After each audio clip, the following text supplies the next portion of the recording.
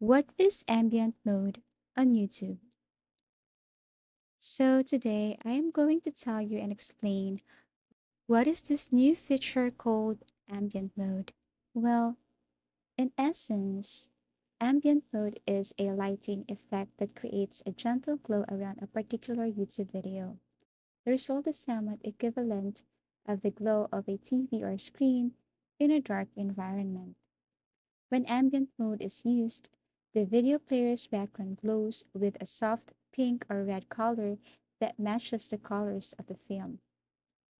The color changing illumination effect for playing videos is called ambient mode. As easy as that. But only users who have YouTube's dark theme enabled can access ambient mode. That is why you can see me adding the dark mode on my Google Chrome. To get started, all you have to do is to click and refresh. As you can see here, dark theme or dark mode is now enabled. This indicates that you must first enable the dark theme. Ambient mode will be activated automatically as soon as dark theme is enabled. When using the YouTube mobile applications or website in dark mode, ambient mode will be available. And that's what ambient mode on YouTube means. Thank you for watching. Please like and subscribe.